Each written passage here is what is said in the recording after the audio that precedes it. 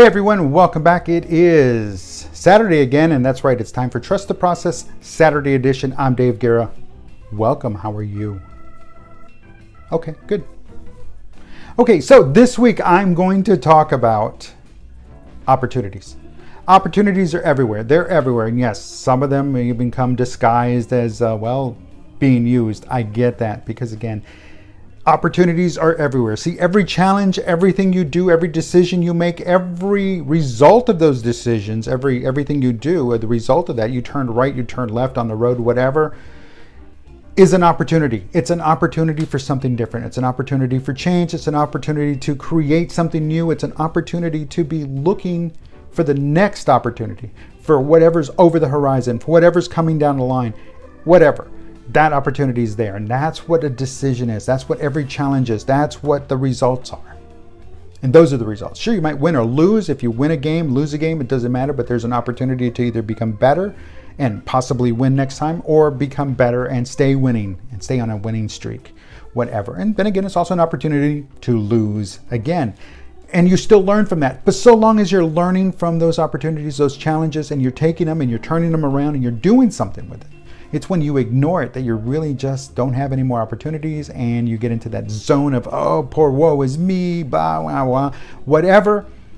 The thing is that you have to ensure that, hey, you're taking that situation, you're taking that challenge, and you're turning it around, you're turning it to your advantage. And it's not to demean anybody, but it's to be a little bit more focused on what you're doing, to pay attention to what you're doing, who to go to next time first, and who not to go to next time. Because again, if all you're going to get is negativity, then why do you want to go for negativity? You want somebody who's going to inspire you, challenge you, and push you. Then you want to go back to that person and say, hey, I know you did this. Can you do this again? Here's this result. What do you think? And if the answer is purely negative, then was the first time really genuine? So I'm not saying only find people that are going to say yes to you. No, find people that are going to tell you the truth. And usually the truth has two sides to it, the good and the bad side. But if you're just finding somebody that's going to tell you the truth and all they're going to give you is the bad, is it truly the truth? That's a tongue twister, but you understand. I hope you understand where I'm going with this. You've got to find people that are going to tell you both sides of the story. You've got to find people that are going to be objective on both sides. You don't find people that are subjective, because if all you're going to is people that are going to feed you negative and negativity, then guess what? You're not going to go anywhere, because again, you're going to beat yourself down and you're not going to be able to deliver on what you want to do. So understand, look at everything as an opportunity. Look at every challenge, every question, every answer, every result. Anything and everything you do is an opportunity to get better. Don't just look at the negatives. Look at the positive sides of a negative. You know, we had a situation not too long ago, but we worked through that situation, and now we're better on it because we're on the other side of it. Now we know what not to do to go back to that situation. So that's what you need to look at. Remember, your attitude is everything. Your attitude is what's going to make or break you.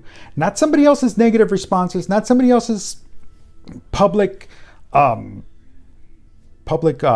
that called? Flogging, there we go. A public flogging of whatever your decisions are. Because sometimes, I understand where it's coming from. I've done it too.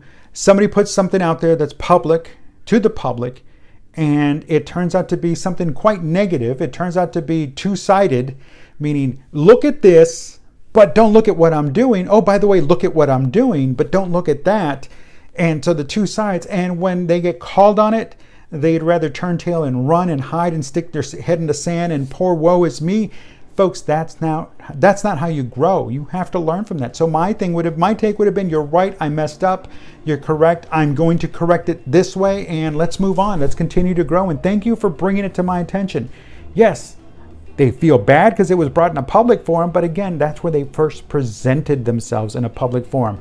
So sometimes, yes, you need to take them aside and say, hey, you're messing up. This is what you're doing wrong. But also sometimes you also need to show them that, hey, you're going to play you're going to play in the big person's, an adult's world, you're going to get adult repercussions.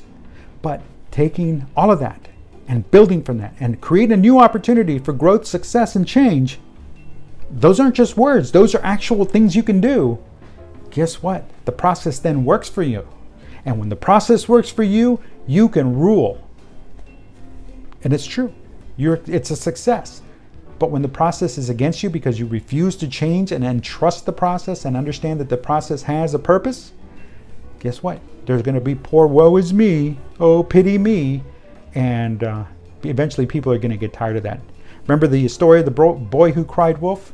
Exactly like that. When it's the truth, when it finally comes out, when it's the real situation, the real thing, no one's going to listen because, again, can they trust you? Folks, my name is David Guerra. This is Trust the Process Saturday edition. Until next time, take it easy.